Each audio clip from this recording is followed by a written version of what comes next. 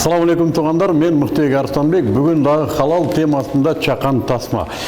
Көпчілігіз ноғы пир деген картошкадан жасалған чипсы жөнінде сұрайбыз. Бізге ушул туралы көп суроолор келип түшөт. Биз атай ушул кирби чипсын чыгара турган заводдо турабыз. Бул завод кирби христиан чарбасына карайт. Жана булардын өтө көп сыйлыктары, медалдары, жетишкендиктери көп. Жана айта турган нерсе, булар биз менен көптөн бери иштейт. Жана өтө күчтүү стандарттар менен иштейт. Бул чипсы дайым кайдан арам болсун дегендер болсо керек. Азыр көрөбүз. Чипсыга каерде арам аралашып калуу коркунучу бар. Өндүрүш эки этаптан турат. Биринчиси чийки заттар менен иштөө, анан аны бышыруу. Азыр Аллах насип этсе, эки этапты тең көрөбүз жана арам аралашуу тобокелдерин чогуу байкайбыз. Кеттик.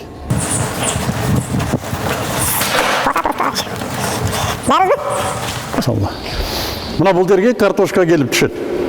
Анан картошканы жыт келет. Бу жерде бир жер бар, эми чирикти, таштарды, жанагындай сорту туура келбеген картошкаларды илгейт. Мына ушундай кампа, картошка кампасы. Азыр мына жакта мынакей кампасын көрөбүз. Тоодой болуп үйүлүп турган картошка, мына түптүн картошкасы. Ушул жана пир деген чипсыга кетет. Вот остаток до сезона хватит? Да, еще дыхание полное. Это полный уже, да? Это еще полный. Еще полный. Өндүрүштүк аймак башталды, ушул жерден баштап чипсы чыгарылуу ушул жерден баштайбыз. Тияктан машина менен алып келип таштайт. Сюда выгружает, и картофель пошел по транспортерам в накопительный рум. Мына азыр бияка төгүп атат, ушул бир күндүк, жарым күндүк картошканын нормасы ушул. Это чтобы подачу регулировать? Да. Чтобы часто... Это уже отобрано или нет? Это откалибровано специально для чипсов размер, все, вот она идет. Көрдүңөр, мына картошканын өлчөмү атай чипсыга өлчөнгөн өлчөм. Бардыгы дээрлик бирдей өлчөмдө. Өлчөм дээрлик бирдей. Мына да жарабайт. Ичи таптаза картошка болгонуна карабай, муну алышпайт экен, бул да бияка ыргыйт экен. Ары жагы таза цех, таза. Аякка биз азыр мына кийимдерди чечебиз. Башка кийим менен кирип аяктан тосуп алабыз картошканы, анан бышырабыз. Бу жерде бир риск бар, бу жерде бир тобокел бар. Ал эмнесе гымол картошка. Картошканын гымолору эгерде келсе жанагы кампадан анан ушул жерден кармалат. Өзгөчө сакалчандар маска кийиш керек. Эмнеге? Сакал кылы да түшпөш керек. Мен мындайлар көрүп калгам, ушу кайсы дорого кийимде кулакты жабып, бир түк бир да болбош керек. Ушундай.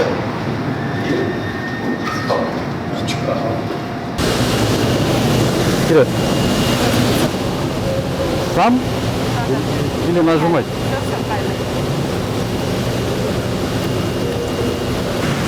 Чийки картошка мынерден келет, жана биз айткан тандалган картошка бияктан келет.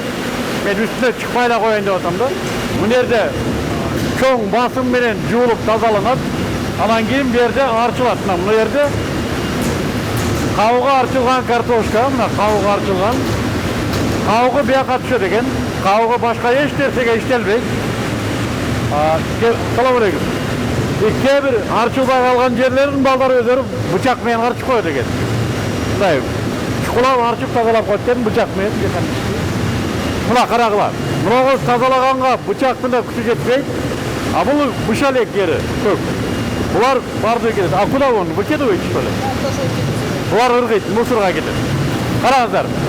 Мына жуулган картошка бияка киргенден кийин мына жерде бычактар бар экен. Бычактар чипсынын түрүнө карата. Жалпак чипсы, жанагындай саманга окшогон чипсы чыгарганга жакшы кетет. Бирок картошканы кесип атканда крахмалы бар. Ошо крахмалды алыш үчүн атай суу менен жууп, мына жака түшөт экен. Мына ал эмке крахмалдын көбүгү.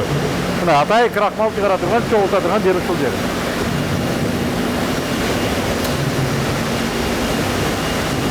Мына бул жерде жанагы жалпак тыйындай болгон чипсы тууралып тур.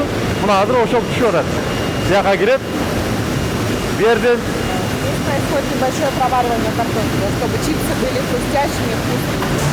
Технология боюнча алдын ала бышыруу кетип атат. Мунун ичинде жанагындай жегенде кырт деп туруш үчүн атай мына жерден алдын ала бышырып алат экен.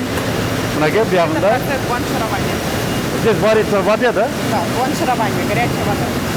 Кайнак суу менен бышырат, мына бышкандан чыккан картошкалар кетип атат. Должна податься немножко, чтобы не было приклеивания друг к другу. Атай суу менен жуат, бири-бирине картошкалар жармашып калбас үчүн. Көрүңөрбү, чипсini жеп атканда ар бири өзүнчө жейилет го. Ошону атай мындай кылып ажыратыш үчүн жууп коет экен. Мына жерде мына кайнак сууда кайнап чыгып атат, ияктан ажыратат. Мына жерде алдын ала бир аз кургатат экен, бирок ошо кургатып аткан кезде да сууларынын бардыгын алып калыш керек экен. Бир аз вентилятор менен суусун бир аз кургатат экен. Анткени мына жакта мына фритюрница деп коет, кургата турган жер, эме кайната турган май бышыра турган казан, сковородка ошол жерде. Анын алдында мындай майдаланган, талкаланган, сынган бөлүктөр биякта калат экен. Булар дагы эчтеке жаратылбайт экен, ыргытылат экен. Бул жерде бышырылат. Май казанга куя турган май. Вот биздин халал маселесинде май дагы бар да. Бул май кандай тазалоодон өткөн? Бул майдын да халал сертификаты болушу керек. Май суу май болобу, тоң май болобу, халал маселеси бар да. Адал арамдыгын тастыкташ керек. Biz bu заводтун мына майлары да каяктан келет, кайсы заводтон келет, ал заводто халал чыкканбы, ошол биз уруксат берген май гана ошол өндүрүшкө кирет. Мындай пышкандан кийин наркы секке даяр өтөт. Бүт бышыруу казандын управлениясы мына жерде экен, башкаруусу. Ну билиңиздер, силерге кызыгуу ушул чипсылар 165 градуста бышат экен. Анан менимче картошканын майдын сортуна жараша калган убакыттарды булар өздөрү мына жерден терет экен. Ну канткендене мына жерге уже бышкан даяр чипсы, мынага окшогон, это уже не кондиционный который. Мына ыргытылган чипсы, бул жарабайт, бул дагы жок болот. Мына да жарабайт, бирок бышкан чипсылар. Булар атай жарабагандарын кыздар бияка түртөт. Тоже утилизация, да? Да, тоже дробим. Бул да ыргытат. Слушайте, Татьяна, а сколько процентов остаются? У вас везде утилизация идет. Отбор. По некондиции 2%. 2% кетет экен, караңыздар. Муну да эчтеке иштетпейт, булар кетет. Муногу машиненин ичинде эми негизги маселелер бар. Ушул жерде даам бергич, сортуна жараша кошулмалар ушул жерден себилет, ушул жерден аралаштырылат. Башка чипсыларда адал маселеси ушул жерде эң чоң рол ойнойт. Эмнеге? Мисалы үчүн жана бекон даамы бар, айры чочконун даамы кошулат. Арам болгон, текшерилбеген нерселер көбүнчө башка чет элдик өндүрүштөрдө мына ушул машинеде жүрөт. Мынагу кошулмалар турган кампаны карайбыз. Караңыздар. Кампа цехтин ичинде бардыгы көрүп турат. Мунун бардыгы атайын журнал менен катталат. Мына жерде мисалы үчүн краб, бүгүн ошо краб чыгып атыптыр. Крабтын жанагы деңиз жаныбары бар, ошонун даамы менен кетчуп, сметана, зелень, укроп, сыр, мына ошолордун бардыгы халал сертификаты менен болушу керек. Сөзсүз, жана анын келишими болуш керек. Сөзсүз, бизге муну көрсөтүп коюп өздөрү башканы кошуп ийбеш керек. Муну бияка чыгарып атканда өзүнчө бир комиссия берге алып келет, жана муну кабыл алышат, жана ушул гана бияка кошулат. Ушул көздө каралып көрүнүп турат. Ар бир кызматкер ушуну көрүп турат. Маселе мына ушул кошулмалар, жана биз айттык го, чочкодон алынган, арам нерселерден алынган даамдаткычтар ушул жерге келип, ушул жерден кошулуп кетиши мүмкүн. Башка заводдордо ошондой. Бул да биздин эң чоң көзөмөлдөй турган жерибиз ушул. Мына каяктан келген кагазы гана биз билген кагазбы, биз билген заводбу, же өзүңөр алып келип койдуңарбы? Мына ушул нерселер текшерилет. Эми андан ары каяка кетет, ошону көрөлү. Мына караңыздар, мына барабандын ичинде аралаштырып атат. Биз айткан жанагы кошулмаларга даамдаткычтар, боек болсо боек, же башка кошулмалар ушунун ичинде аралаштырылгандан кийин акырын жерде атай муздасын деп ушундай конвейер чыгат. Муздагандан кийин тетиги жактан көрдүңөрбү? Тетиги жактан бияка түшөт да, анан упаковкага берилет, оромолго берилет. Упаковкада бир маселе бар, упаковкада да. Мына азыр гана чыккан ысык экен, жылуу. Мына упаковкасында биз карайбыз. Эмнеге? Мунагу адал тамак салганга уруксаты бар клеенкабы, мына суу кагаздындагы, адал менен ичинде тамак менен түздөн-түз контактысы бар. Ушу контактысы да адал болуш керек. Мисалы үчүн биз Белоруссияда бир завод менен адал келишимибиз бар, алар мына ушундай чыгарат.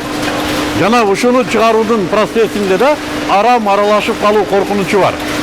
Спирт менен чыккандар бар, дагы башка уруксат берилбеген заттар менен чыккан ушундай упаковкалар бар. Биз ушунусун да текшеребиз. Gördüңүздөрбү? 3, 4, 5 жерде şu болор болбос эле bir картошканын арам аралашкалуу ыктымал коркунучтары бар. Мына аягы чыкканы ушул. Эми буну булар берден таң акташат, дүкөндөргө ташыйт. Андан ары мунун жанагы жегенге боло турган мөөнөтү бар. Андан өткөттө уруксат берилбейт. Бул ишкана дагы бир сюрприз. Булар хас системасында өткөн. Мына заводдун бардыгы, ишкананын бардыгы ISO 22.000 стандарты менен хастан өткөн. 4 жылдан бери хастан иштейт. Кыргызстанда хаст менен иштеген ишканалар аябай аз. Хаст бул тамак аш коопсуздугун камсыз кылган эралык эң күчтүү стандарт. Куранда халал 2 өңүттөн келет. Halalan tayyiben. Halalan degeni halal. Allah Taala уруксат берген тамак болуш керек, арам жок болуш керек.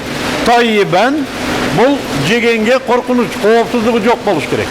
Хас стандарттары жегенге коркунучун жок кылат. Демек, ушул чипти болгондо, булар болбос эле бир чипти болгону менен караңыздар. Кандай бир чоң тобокелчиликтери бар. Ошондуктан буларга да биздин мына халал стандартыбыздын белгиси бар. Мына ушундай туугандар, бүгүн биз сиздерге пир компаниясынын адал сертификатынан өткөн өндүрүшүнүн адалдыгын түшүндүргөнгө аракет кылдык. Жеңиздер, башкасын жебеңиздер. Рахмат.